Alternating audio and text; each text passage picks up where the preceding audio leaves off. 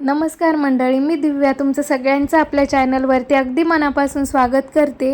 तर रोज मी तुमच्यासोबत नवीन kitchen tips and hacks घेऊन येते, जी आपली रोजची अवघड वाटणारी कामे सोपी करण्यास मदत करतात। त्यामुळे ही अवघड वाटणारी कामे सोपी होतात आणि वेळेचीही आणि पैशाचीही बचत होते। तर आजच्या ह्या व्हिडिओमध्ये सुद्धा मी अशाच काही जबरदस्त तुमच्यासोबत टिप्स घेऊन आलेली आहे, ज्या तुम्हाला नेहमीप्रमाणे नक्कीच उपयोगाच्या ठरतील। चला तर मग थोडाही उशीर न करता आजच्या ह्या व्हिडिओला सुरुवात करूया। जेव्हा थंडीचे दिवस संपतात आणि उन्हाळा लागतो तर ह्या अशा हेवी ब्लँकेटचा वापर कमी होतो आणि मग हे ब्लँकेट आपण स्वच्छ करून असेच ठेवून देतो। हे हेवी ब्लँकेट जर आपण प्रॉपर कव्हर करून ठेवले तर ते अजूनच स्वच्छ आणि सुरक्षित राहतात। आता अशा भरपूर अशा आपल्याकडे ब्लँकेट असतात, तर प्रत्येकालाच कव्हर शोधणं थोडंसं अवघड जातं। तर पर्सनली मी तरी ठेवते असे हेवी ब्लँकेट घरात असणाऱ्या शिल्लक कुशन कव्हरमध्ये, म्हणजे उशांच्या कव्हरमध्ये।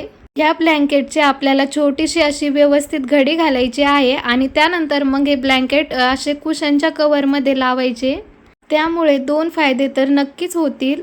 एक फायदा म्हणजे या कव्हरमध्ये हे ब्लँकेट काही दिवस स्वच्छ आणि सुरक्षित राहतील।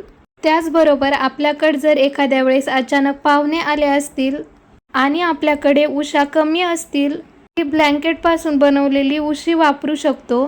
तर ब्लँकेट आणि ह्या पिलो कव्हरचा तुम्हाला उपयोग कसा वाटला ते मला कमेंट करून नक्की कळवा। आपली पुढची ट्रिक आहे पाण्याच्या बॉटल स्वच्छ करण्याविषयी।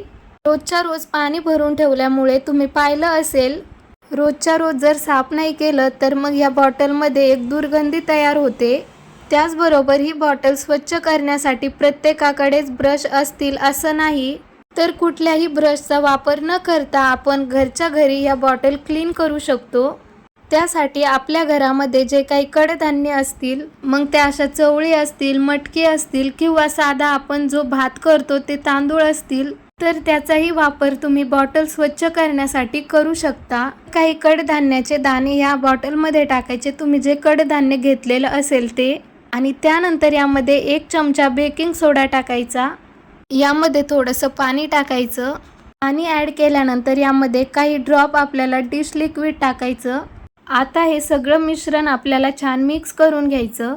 हे मिश्रण छान मिक्स झाल्यानंतर आता हे मिश्रण आपल्याला 5 ते 10 मिनिटासाठी असंच ह्या बॉटलमध्ये ठेवायचं। 10 मिनिटानंतर छान हे क्लीन कराल तर तुम्ही पाहाल की ही बॉटल खूप खराब झालेली होती किंवा एक प्रकारची दुर्गंधी येत होती। तर बघा, या एका छोट्याशा उपायाने बॉटल सुद्धा छान क्लीन होईल आणि त्यातली दुर्गंधी सुद्धा नक्कीच कमी होईल। आपली पुढची ट्रिक आहे कपडे धुण्याच्या या ब्रश बद्दल। बऱ्याच वेळेस काय होतं, कपडे वगैरे धुवून झाल्यानंतर किंवा कपडे वॉश करत असतानाच साबण हा ओला होतो, तर ओला साबण एका साईडला आणि हा ब्रश एका साईडला आपण ठेवत असतो। तर तसं न करता साबण ओला झाल्यानंतर तो थोडासा मेल्ट होतो, तर हा ओला झालेला साबण असा ब्रशवरती ठेवायचा। आपण हा साबण जर असाच ब्रशवरती जर ठेवला तर या साबणातील एक्स्ट्रा पाणी हे ह्या ब्रशमध्येच उतरेल किंवा एक्सेस साबण ही या ब्रशमध्येच उतरेल, तर वाया न जाता नेक्स्ट टाइम जेव्हा आपण हे कपडे धुवायला घेऊ तेव्हा हा साबण आपल्या वापरात येईल। तर ही छोटीशी आणि तितकीच उपयोगाची ही ट्रिक तुम्ही सुद्धा एकदा नक्की ट्राय करून बघा। आपली पुढची ट्रिक आहे बेडशीट फोल्ड करण्याबाबत। बेडवरती जेव्हा आपण एखादं बेडशीट ॲड करतो, एकतर असं मोकळं सोडतो किंवा ते निसटू नये म्हणून असं फोल्ड करून ठेवतो।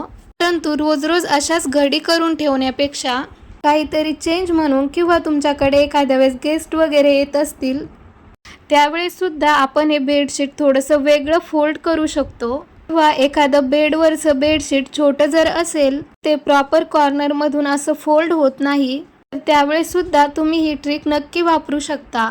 यासाठी आपल्याला लागतील 4 बांगड्या।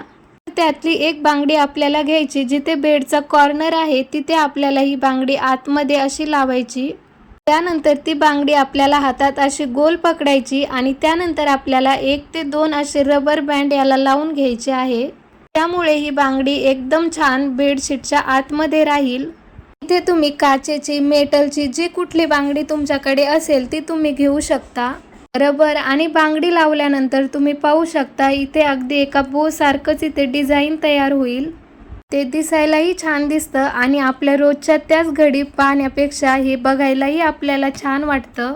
आणि कुणी पाहुणे वगैरे जर येणार असतील तर फॉर अ चेंज म्हणून सुद्धा तुम्ही बेडशीटला अशी डिझाईन करू शकता. बेडशीट प्लेन असो किंवा डिझाईनवाली, रबर आणि बांगडीच्या मदतीने तुम्ही कुठल्याही बेडशीटला अशी डिझाईन करू शकता, जी पाहायलाही छान वाटते. आणि कुणी पाहुणे वगैरे जर येणार असतील तर काहीतरी वेगळं म्हणून तुम्ही अशी डिझाईन नक्कीच करू शकता. घरामध्ये जर लहान मुलं असतील तर आपण त्यांच्या बेडवरती कलरफुल बेडशीट टाकतो, तर त्यांच्या बेडवरती जर अशी डिझाईन केली तर त्यांनाही छान वाटेल आणि ते खूप खुश होतील. तर बेडशीट आणि बांगड्यांबद्दलची ही ट्रिक तुम्हाला कशी वाटली ते मला कमेंटमध्ये नक्की सांगा. आणि व्हिडिओ जर आवडला असेल तर व्हिडिओला लाईक आणि चॅनलला नक्की सबस्क्राईब करा.